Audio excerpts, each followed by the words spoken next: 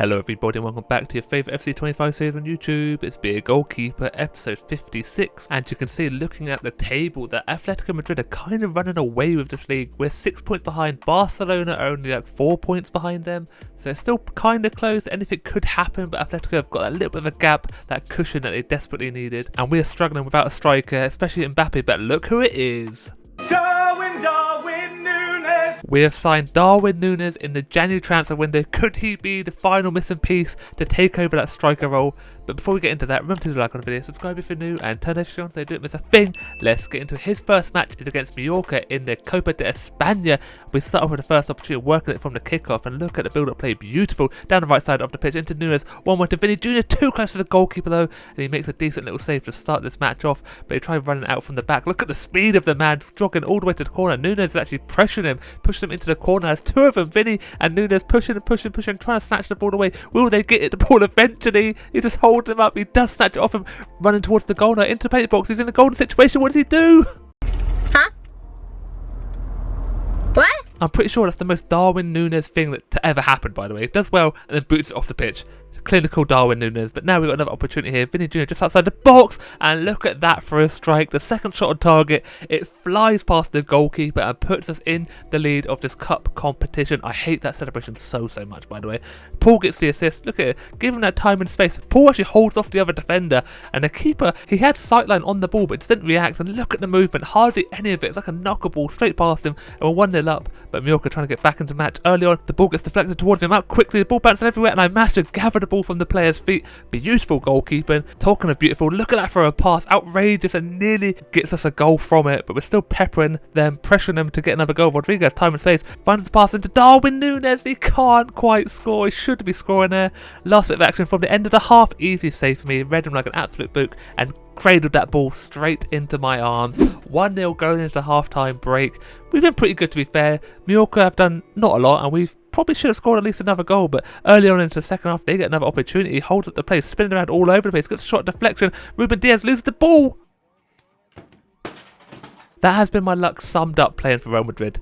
The deflection into Ruben Diaz, and he just can't control it, can't get his feet unstuck, and the striker there just hits it low, and I react, but my hands can't quite get there. Look at it, he just could clear the lines, dilly-dallied, and look, I come across so quickly as well, and nothing. Could not get a touch to it. Look how close I am, by the way. A foot, a hand, nothing, and we're all tied up 1-1. So disappointed, my clean sheet is gone, but Núñez trying to get us back in the lead with his first goal for Real Madrid, but the keeper saves it, it falls out wide, and he makes another save. I think he's offside the left back Garcia there. Now we're down the right side of the pitch, pass into Rodriguez, quick one into Darwin, leaves it to Paul, and the keeper makes a decent little save. Still 12 minutes left of this match, we're still getting the lead with Darwin Núñez! Yes, we can. What a strike for your first goal for Real Madrid. To be fair, I wasn't thinking too highly of it, but he's actually been pretty good so far in this match. Ball just drilled into him by Rodrigo, hits it first time, straight past the goalkeeper. He can't react quick enough. A great team goal as well, one touch, two touch football, hits it well, and the keeper, you could argue, could do better, but it does fly straight past him into that far corner. 2-1, we're in the lead, and we could make it 3-1. Ball into Bellingham, one more to Rodrigo, one more Paul as well, back into Núñez. What can he do? No doubt about it, he gets his second on the night, and look what it means to that man right there. Literally, he's the most comical player I think I've ever seen in my life, but he's on the score sheet here again. Great little passing move. Paul draws the defender out of position, leaves space for Núñez to side foot it, and look at the power he generates, by the way. It's pretty close to the goalkeeper, but his hands go up, nowhere near it. In the end, 3-1, and that is where this match ends. We're moving further on in the Copa de España. Good old victory. Núñez on his debut, absolute star performance. I get a 6.7, but he gets a 10 rating and a man of the match. Their goalkeeper 6.7 as well, but he did concede 3 goals, so how has he done better than me? Make that make sense. But now we're moving back into the league against the Alavés. It's time to play the game. All these team names are too hard for me to pronounce, but whatever, we go with it, go with the flow, and we start this match in the league. Hopefully I can keep a clean sheet because I need him. I want the golden glove. But start off this match 17 minutes in, we're playing around the midfield, trying to work our way towards that box, back outside now, just pinging the passes left, right and centre into Núñez, finally holding up the play, back into Rodrigo, one more to Núñez, takes the shot from a weird angle, deflected, and referee's seen something and is given a hand ball. It's definitely a soft one. I just wish they'd fixed the handball rule a little bit, just not make it so terrible. But because look at this, straight at him, but he does kind of move the arm down, so maybe you could argue that. But either way, I step up to take this penalty, hold my breath a little bit, wait for it. Which way will I go? pick that one out. You couldn't get any more top bins if you tried.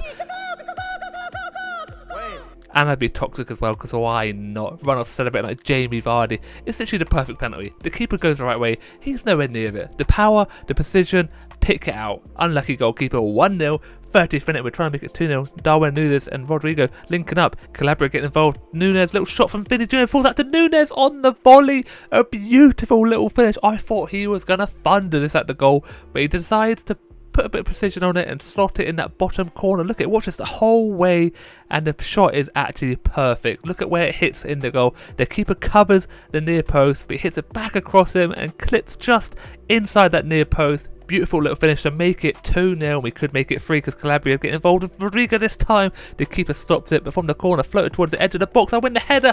Oh my days, that is a pitch perfect header. That is my second I'm on for a hat-trick in this match. It's a beauty of a header, literally perfect in every way possible. You'd think the ball floated towards the edge of the box. I have to generate so much power. No one's near me. Look at the space I have. I hit it so good. Floats over the goalkeeper with the power header. Look at it. Perfectly away into the side net. It nestles there. Beautiful. 3-0, 2 for me. And that's where the first half ends. We're just dominating, and hopefully that will continue into the second half. We get the kick off, and I believe we generate a move straight off it because Darwin Núñez has the defensive line pushing backwards now. He's got time and space, no one engages with him, waits for him, finds the pass into Rodrigo, still has a defender in front of him, 2 surround him now, back up to Bellingham, Vini Jr. involved, and Núñez can finish it all off, but no, the keeper is there to slap out for a corner. But now look at the 1-on-1 of Vini Jr. Oh my days, he did not need to do that to the goalkeeper. He could have tapped it past him, but he levered it with a little finesse into that top corner. Great running behind. Rodrigo finds him. Look at this shot, by the way. The keeper stands there rooted to the floor. He had no idea what to do about that. 4-0. They do manage to finally get another chance. I hate myself. I should be saving it every day of the week, but I step to the right and literally, I'm so close to making a save, but a little step to the right messed me up big time. To be fair, I should be able to shoot from that far out. Defenders just leave a huge gap there, but look at the little step just there is enough for me to fall and miss the ball completely. I lose my clean sheet again. I'm just not made for this type of game apparently, and again they could have got another one there. 2 would have been a comeback on, but no, 4-1 still, 20 minutes left, and we could make it 5-1. We do. Núñez getting on the score sheet again. Vini Jr. with the assist. 5-1, still plenty of time to add a bit more to this match, but Paul and Vinny linking up, and look at the pass by there. The run is perfect, the ball is perfect, the finish is perfect, left footed this time. 3 minutes later, Núñez tries to get in the ball to Rodrigo. He snatches it off the defender, runs into the pay box. No, he lays it off to Núñez. Is this for his hat trick? Yes, it is. Oh my days, what a signing he has been, by the way. Absolute monster. He scored 2 in the first game, 3 here, so that's 5 goals in 2 matches. What a signing so far. The little run, by the way, perfect. And left foot, is he left footed or is he right footed? I actually have no idea, but either way, score goals at that. Thank you very much. Continue it. 9 minutes left. We could make it 7-1. This time it's Aldasari. What can he do? Of course he can slot it away. He's had a few cameo appearances, but he seems to score every single time he is on the pitch. And look what it means to the young man there, running off celebrating. Get a bit fortunate to tackle. Núñez with the assist though, and look at the composure of the young man. Just hits it low and hard. 7-1, and we could add 8 here. What can we do? Núñez! Oh! I'm running out of words to talk about this man. I thought he was going to be an absolute flop, but he is a danger. He is a dangerous striker for some reason, and his goals are decent goals, every single one of them. The ball fades through his foot there, but hits it so well into the side netting. 8-1. Only thing that could have made it better is if I kept a clean sheet, and I could have done, but I let myself down and the team. 4 for Núñez, 2 for me, 8 rating for myself. Núñez, another man of the match, another 10 rating. Their goalkeeper got a 4.0. Núñez, by the way, 2 back-to-back 10 ratings and 6 goals. He is incredible. Now we move on to the final game of today's episode in the Copa de España again against RC Deportivo. 3 minutes into this match, they get the first opportunity, try cross it, gets deflected, but look at the space they find themselves in now, tries finding this far corner, but look at that, I love those type of animations. A beautiful save. A few minutes later we have Paul adventuring forward into Núñez. We know how dangerous he is, deflection, Rodrigo picks it up, he's got time and space, but the keeper gathers himself beautifully, and then defenders cover him as well. 15th minute now, look at time and space, they have 1-on-1 of me. I'm fed up of not keeping clean sheets. I am struggling so much. Our defence is probably the weakest point in this whole team, but I just don't even help myself. Maybe I should be doing better. I should have probably closed him down, but I kind of stand my ground, but he should not get that time and space. Look at him, no one near him, by the way, and he just finesses it straight past me. I do kind of cover that angle just about here. I move just a little bit, but not enough. I move too late and they score and put themselves into the lead. But you know us, we get back in these matches pretty early on and look at the pass and move. Little flick from Darwin Núñez to Vinny. Naughty. Absolutely filthy from Núñez. He gets the assist. Vinny Jr. with the goal.